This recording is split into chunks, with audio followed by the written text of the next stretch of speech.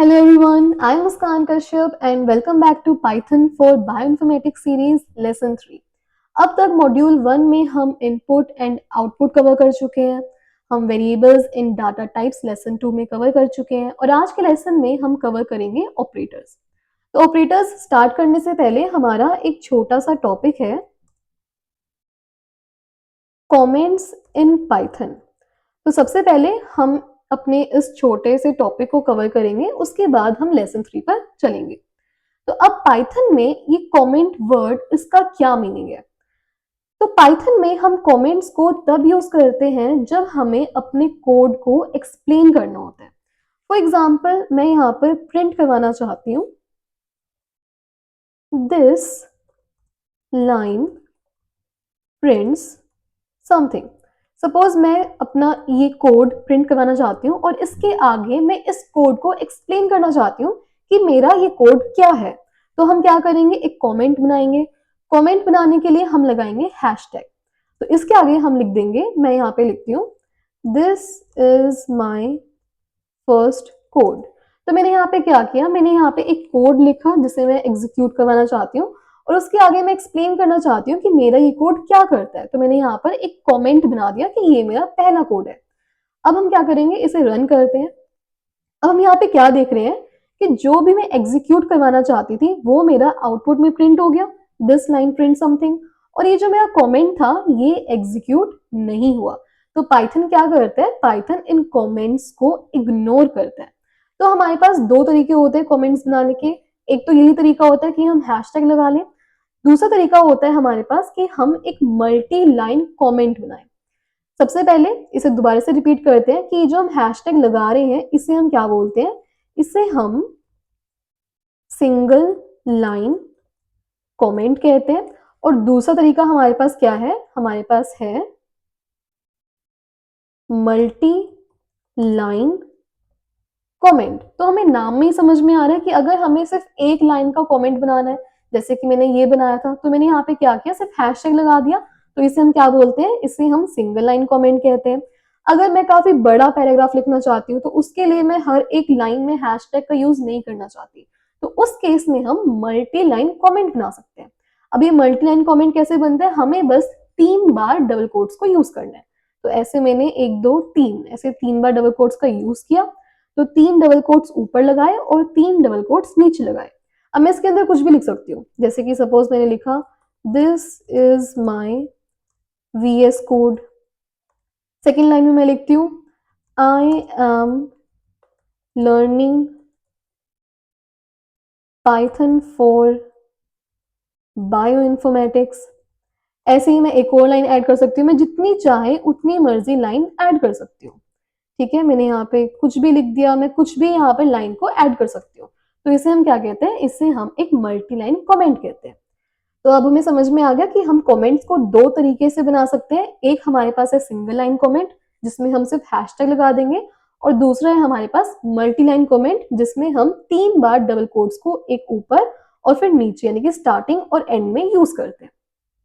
अब अगर हमें हैशटैग को ही, जैसे कि मैंने यहाँ पर ये हैशटैग यूज किए हुए हैं, अगर मुझे इसी को ही इसी वे से लिखना है और लेकिन मैं हर एक लाइन में सिंगल सिंगल टाइम हैशटैग को यूज नहीं करना चाहती, तो हमारे पास शॉर्टकट क्या है कि हम इसे सिलेक्ट करेंगे और हम प्रेस करेंगे कंट्रोल और फॉरवर्ड स्लैश। तो अब कंट्रोल और फॉरवर्ड स्लैश से यहाँ पे क्या हो गया, मैं जितने भी हैशटैग थे वो चले गए। अब वापिस से इसे सिलेक्ट करेंगे, कंट्रोल और फॉरवर्ड स्लैश प्रेस करेंगे, तो क्या हो गया, एक ही बारी में हर एक लाइन के आगे हैशटैग आ गया। तो ये हमारा एक छोटा सा शॉर्टकट है सिंगल लाइन कमेंट्स बनाने का। तो हमारा कमेंट्स इन पाइथन हमें क्लियर है कि पाइथन इन कमेंट्स को इग्नोर करता है और ये कमेंट्स सिर्फ हमारे लिए होते हैं। तो अब हम चलते हैं हमारे आज के टॉपिक की तरफ जो है ऑपरेटर्स इन पाइथन। अब पाइथन में ये ऑपरेटर्स क्या होते हैं, इन ऑपरेटर्स का क्या मीनिंग है? तो ऑपरेटर्स कुछ ऐसे सिंबल होते हैं जिससे हम कोई ऑपरेशन परफॉर्म करते हैं अपनी वैल्यूज के ऊपर। जैसे कि फॉर एग्जाम्पल मैंने यहाँ पर लिखा 2+3। अब यहाँ पे 2+3 में ये जो प्लस का साइन है इससे हम क्या कहते हैं, इससे हम ऑपरेटर कहते हैं। तो हमारे पास पाइथन में 4 डिफरेंट टाइप्स के ऑपरेटर्स हैं जिससे हम एक एक करके पढ़ेंगे। तो हमारा पहला ऑपरेटर है, हमारा पहला ऑपरेटर है अर्थमेटिक ऑपरेटर। तो ये जो अर्थमेटिक वर्ड है ये हम बचपन से मैथ्स में करते आए हैं। तो हम क्या करते हैं, इन अर्थमेटिक ऑपरेटर्स को यूज करके हम बेसिक मैथ्स को परफॉर्म करते हैं। वही सेम काम इनका पाइथन में है। तो इनका क्या काम है पाइथन में, दीज परफॉर्म बेसिक मैथ्स। जैसे कि हमारे पास पहला ऑपरेटर है प्लस, जो जिसका एग्जांपल हमने अभी अभी देखा। अब हम क्या करेंगे, एक वेरिएबल बनाते हैं। तो मैंने वेरिएबल बनाया a के नाम से जिसकी वैल्यू मैं रखती हूँ 10। ऐसे ही मैंने एक वेरिएबल बनाया b के नाम से जिसकी वैल्यू मैं रख रही हूँ 5। अब हमें क्या करना है, अब हमें इन दोनों को ऐड करना है, सम करना है, एडिशन परफॉर्म करनी है। तो मैं यहाँ पर प्रिंट फंक्शन को कॉल कर रही हूँ और मैं यहाँ पर अपने वेरिएबल्स का नाम लिखूंगी। तो मैंने लिखा a प्लस b।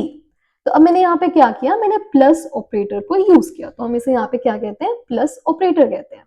अब हम इसे रन करते हैं तो यहाँ पे क्या प्रिंट हो गया, मेरे पास 10 प्लस 5 यानी कि a प्लस b 15 प्रिंट हो गया। तो जैसे ये प्लस ऑपरेटर है ऐसे ही हमारे पास माइनस ऑपरेटर भी होता है। तो दूसरा अर्थमेटिक ऑपरेटर हमारे पास क्या है, हमारे पास है माइनस। तो हमें सिंपली क्या करना है, प्लस की जगह पे माइनस लगा देना है। तो ये हमारा अर्थमेटिक ऑपरेटर है। अब हम इसे रन करते हैं तो यहाँ पर मेरे पास 10 माइनस 5 आउटपुट में प्रिंट हो गया। ऐसे हमारे पास मल्टीप्लिकेशन ऑपरेटर है, हमें बस यहाँ पे स्टार का साइन लगा देना है। तो वो क्या होता है, मल्टीप्लिकेशन परफॉर्म करता है। हम यहाँ पे लगा देंगे स्टार। अब हम इसे रन करते हैं तो यहाँ पे मेरे पास क्या प्रिंट हो गया, 10 इंटू 5 50 प्रिंट हो गया। ऐसे ही हमारे पास डिवीजन ऑपरेटर है। डिवीजन ऑपरेटर के लिए हम स्लैश का यूज करते हैं। तो यहाँ पे मैं सिंपली क्या करूंगी, मैं स्लैश लगा दूंगी। तो 10 डिवाइडेड बाय 5 मेरे पास प्रिंट हो जाएगा। तो मेरे पास क्या प्रिंट हो गया, 2.0 मेरे पास प्रिंट हो गया। अब हम यहाँ पे क्या देख रहे हैं कि जब मैंने 10 को 5 से डिवाइड किया तो हमें पता है 5 2 10 होता है। लेकिन मेरे पास यहाँ पर क्या आया, मेरे पास 0.0 यानी कि एक डेसिमल वैल्यू आई। तो यहाँ पे पाइथन क्या करता है कि जब भी वो डिवीजन परफॉर्म करता है तो वो हमेशा हमें आउटपुट एक डेसिमल वैल्यू यानी कि एक फ्लोटिंग वैल्यू में देता है। लेकिन अगर हम डेसिमल वैल्यू यानी कि एक फ्लोट में अपना आउटपुट प्रिंट नहीं करवाना चाहते तो उसके लिए हमारे पास एक ऑपरेटर होता है, इसे हम कहते हैं फ्लोर डिवीजन ऑपरेटर। हम इसे क्या कहते हैं, फ्लोर डिवीजन ऑपरेटर। तो हमें क्या करना है, हमें सिंपल यहाँ पे 2 बार फॉरवर्ड स्लैश लगा देना है। अब हम क्या करेंगे, इसे रन करते हैं और हम चेक करते हैं। तो मेरे पास यहाँ पे क्या प्रिंट हो गया, मेरे पास 2 एक होल नंबर एक इंटीजर प्रिंट हो गया। ऐसे ही हम एक और एग्जांपल देखते हैं। फॉर एग्जांपल मैं यहाँ पर b की वैल्यू रख देती हूँ 2। हम इसे रन करते हैं तो मेरे पास यहाँ पे क्या प्रिंट हो गया, मेरे पास यहाँ पर 5 प्रिंट हो गया। क्योंकि मैंने यहाँ पर क्या यूज किया, मैंने यहाँ पर फ्लोर डिवीजन ऑपरेटर का यूज किया। अगर मैं यहाँ से फ्लोर डिवीजन ऑपरेटर हटा के सिंपल डिवीजन का ऑपरेटर लगा दूं तो मेरे पास क्या प्रिंट हो जाएगा, मेरे पास डेसिमल वैल्यू प्रिंट हो जाएगी यानी कि फ्लोटिंग डाटा प्रिंट हो गया। तो ये तो हमने देखा कि जो नॉर्मल हम डिवीजन करते हैं जिसका रिमाइंडर 0 ही आता है उसमें भी हमारे पास डेसिमल वैल्यू यानी कि पाइथन हमें एक फ्लोट डाटा प्रिंट करवा के देता है। अब जैसे कि फॉर एग्जांपल मैं यहाँ पर लिख दूं 3। अब इस केस में तो हमारे पास डेसिमल वैल्यू ही आएगी। हम इसे रन करते हैं तो मेरे पास यहाँ पर एक फ्लोट टाइप का डाटा ही प्रिंट हुआ। अब इसको भी अगर मैं सिंपल इंटीजर में प्रिंट करवाना चाहती हूँ तो हम क्या करेंगे, फिर से फ्लोर डिवीजन ऑपरेटर का यूज करेंगे। हम इसे रन करते हैं तो मेरे पास क्या प्रिंट हो गया, मेरे पास 3 प्रिंट हो गया। तो ये फ्लोर डिवीजन ऑपरेटर क्या करता है, ये डेसिमल को रिमूव करता है। ऐसे ही हमारे पास नेक्स्ट ऑपरेटर है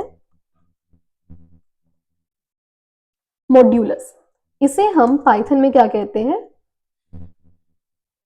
इसे हम पाइथन में मॉड्यूलस ऑपरेटर कहते हैं।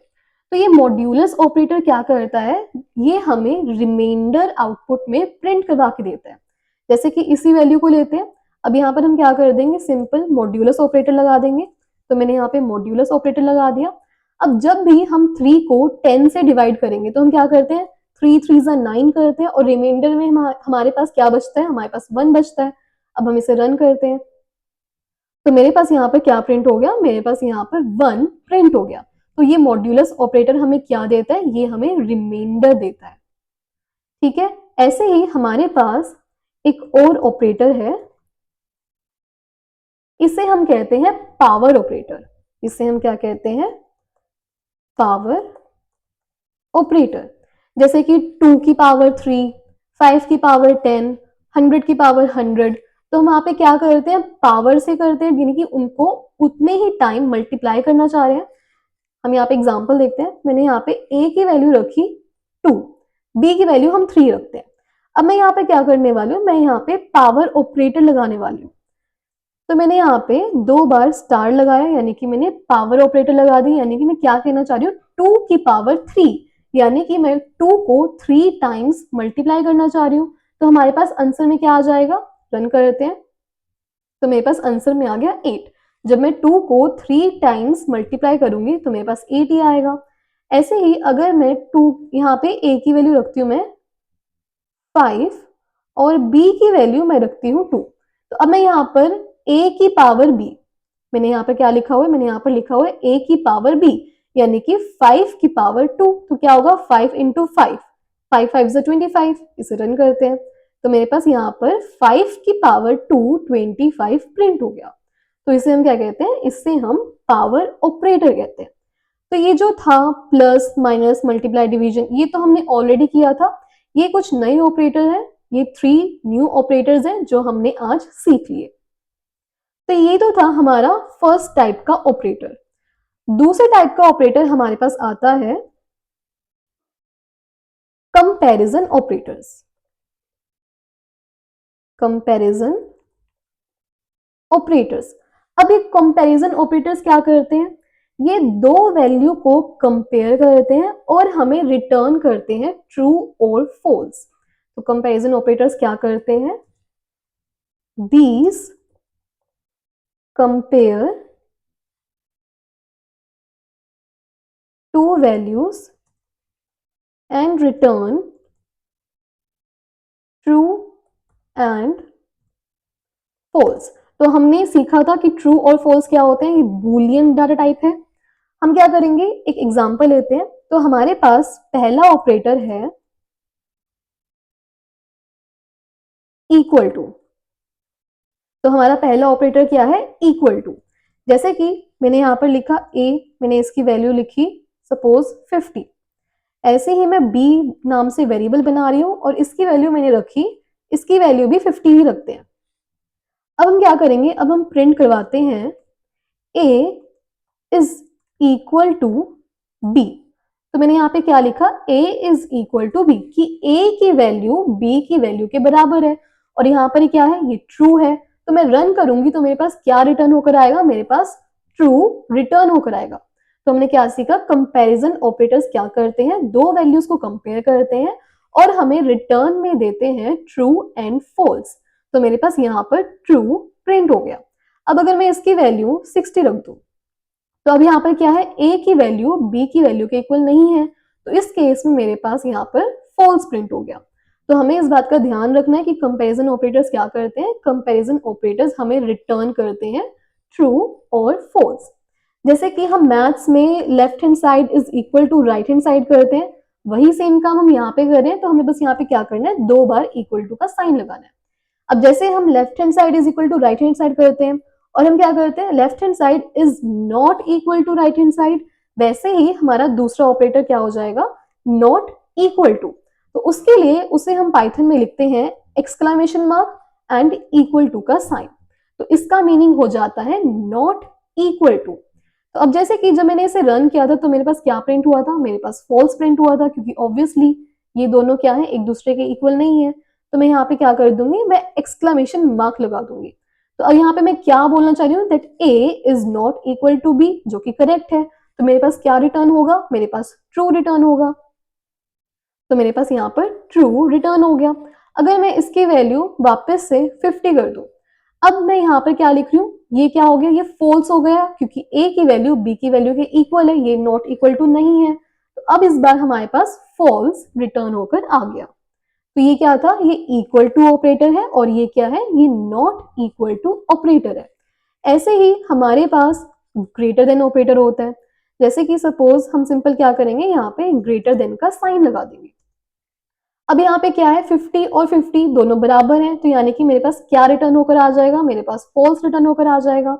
हम इसे रन करते हैं तो यहाँ पे फॉल्स आ गया। अगर मैं इसकी वैल्यू, मैंने इसकी वैल्यू कर दिया 90, अब हम इसे रन करते हैं तो मेरे पास ट्रू रिटर्न होकर आ गया। जैसे हमारे पास ग्रेटर देन का सिंबल है, ऐसे ही हमारे पास लेस देन का सिंबल है। यहाँ पे अब हम लिख देते हैं लेस देन ऑपरेटर। तो ये हमारा कौन सा ऑपरेटर है, ये हमारा लेस देन ऑपरेटर है। तो मैं यहाँ पे सिंपल क्या करूंगी, इसको हटा के लेस देन का ऑपरेटर लगा दूंगी।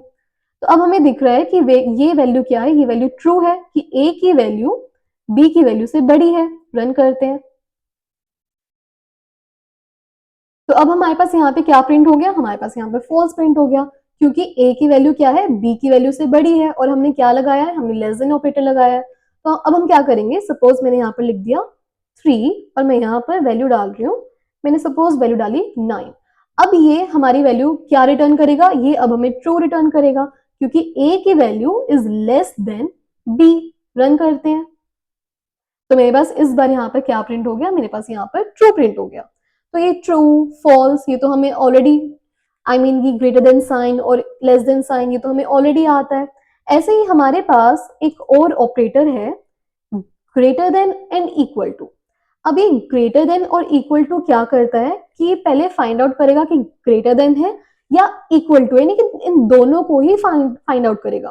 पहले हम क्या करेंगे, इन दोनों की सेम वैल्यूज रख लेते हैं।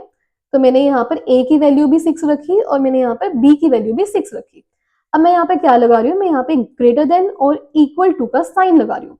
अब इसमें क्या मीनिंग है, अभी इन दोनों को ये चेक करेगा क्या a की वैल्यू b की वैल्यू से बड़ी है।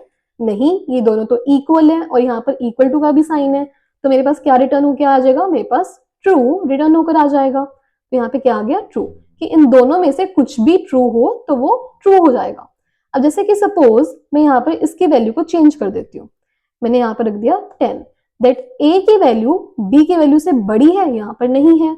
रन करते हैं तो मेरे पास यहाँ पर क्या प्रिंट हो गया, मेरे पास यहाँ पर फॉल्स प्रिंट हो गया। अब हम क्या करेंगे, इसकी वैल्यू को 6 रख देते हैं और इसकी वैल्यू को 10 रख देते हैं और हमने क्या सिंबल लगाया है, ग्रेटर देन। ए की वैल्यू बी की वैल्यू से बड़ी है, ए की वैल्यू 10 है, बी की वैल्यू से बड़ी है, ट्रू है। रन करते हैं तो यहाँ पे मेरे पास ट्रू प्रिंट हो गया। जैसे हमारे पास greater than and equal to का ऑपरेटर है, ऐसे ही हमारे पास लेस देन और इक्वल टू का ऑपरेटर है। हम सिंपल यहाँ पे क्या करेंगे, ग्रेटर देन का सिंबल हटा के लेस देन का सिंबल लगा देंगे। अब हम इसे रन करते हैं, हमारे पास क्या प्रिंट हो जाएगा, हमारे पास फॉल्स प्रिंट हो जाएगा। तो यहाँ पे मेरे पास फॉल्स प्रिंट हो गया। अगर मैं इन दोनों की वैल्यू को इक्वल कर दूं तो यहाँ पे मैंने क्या लगाया हुआ है, मैंने इक्वल टू का भी साइन लगाया हुआ है। इसका मतलब चाहे वैल्यू बड़ी हो चाहे वैल्यू छोटी हो और चाहे वैल्यू इक्वल यानी कि बराबर हो, तो उस केस में हमारे पास ट्रू ही प्रिंट होगा, यानी उन दोनों को ही वो चेक करेगा। तो इस केस में मेरे पास ट्रू प्रिंट हो गया। ऐसे ही ये कुछ ऑपरेटर्स हैं जिनका हम यूज करते हैं। अभी हम सिर्फ सीख रहे हैं कि ये ऑपरेटर्स क्या होते हैं, इन्हें हम कैसे यूज करें। आगे आगे लेक्चर्स में जब बढ़ते जाएंगे हम सीखेंगे कि हमें इसका यूज कैसे करना है। अभी के लिए हमें बस इन पे एक नजर ले लेनी है कि ये ऑपरेटर्स क्या होते हैं और ये ऑपरेटर्स कैसे काम करते हैं। तो अभी तक हमने दो ऑपरेटर्स की बात कर ली, अर्थमेटिक ऑपरेटर और कंपैरिजन ऑपरेटर। ऐसे ही हमारे पास थर्ड टाइप का ऑपरेटर होता है, हमारे पास ऑपरेटर होता है लॉजिकल ऑपरेटर्स। अभी लॉजिकल ऑपरेटर्स क्या करते हैं, ये मल्टीपल कंडीशन को कंबाइन करते हैं। ये क्या करते हैं, दे कंबाइन मल्टीपल कंडीशंस। जैसे कि फॉर एग्जांपल हमारा पहला लॉजिकल ऑपरेटर है एंड, हमारा पहला लॉजिकल ऑपरेटर है एंड। अब ये जो एंड ऑपरेटर है ये क्या बोलता है कि दोनों वैल्यूज ट्रू होनी चाहिए। हम एग्जांपल देखते हैं, हमें अच्छे समझ में आएगा। तो मैं यहाँ पे क्या कर रही हूँ, मैंने एक वेरिएबल बनाया a के नाम से जिसकी वैल्यू मैंने रखी 5, b के नाम से वेरिएबल बनाया, इसकी वैल्यू हम रखते हैं 3, c के नाम से वेरिएबल बनाया, इसकी वैल्यू रखते हैं 8 और डी के नाम से वेरिएबल बनाया और इसकी वैल्यू रख दी मैंने 4। अब हम क्या करेंगे, अब हम प्रिंट करवाते हैं।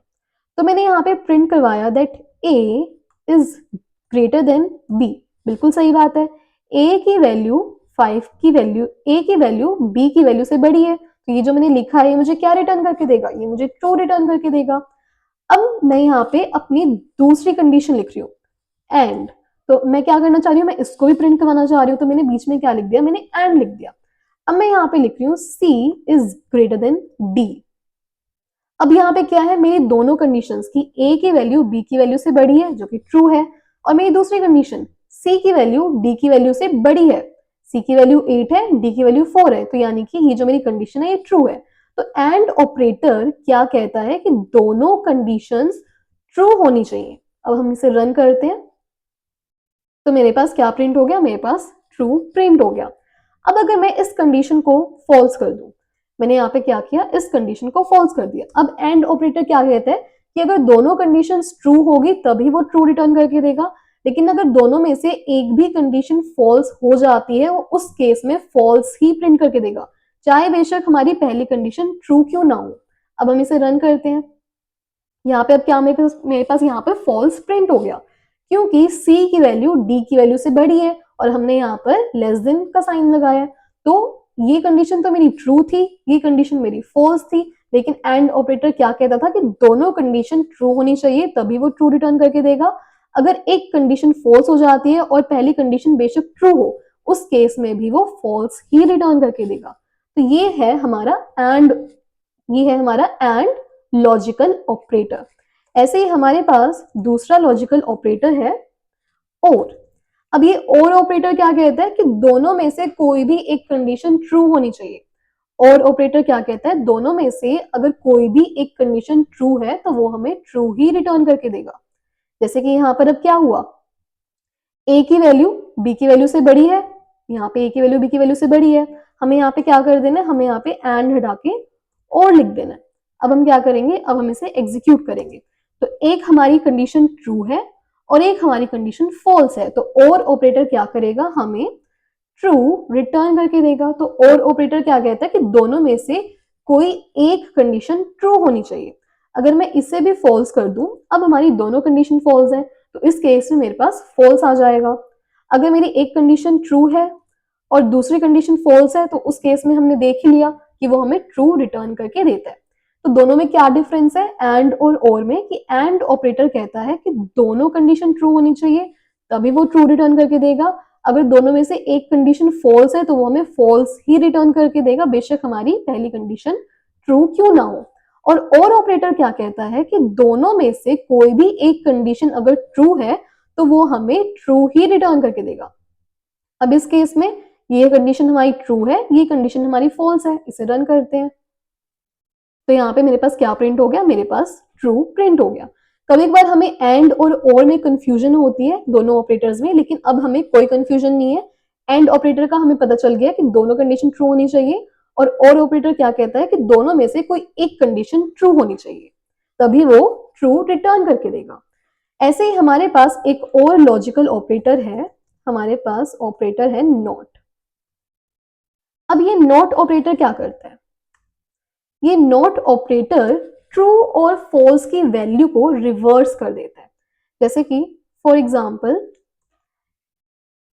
ये हमने दो वेरिएबल्स लिए, a की वैल्यू 5 और b की वैल्यू 3। अब मैं ये क्या करती हूँ, पहले तो मैं यहाँ पे प्रिंट करवाती हूँ that a is greater than b। जो हमें दिख रहा है कि a की वैल्यू b की वैल्यू से बड़ी है, यानी कि ये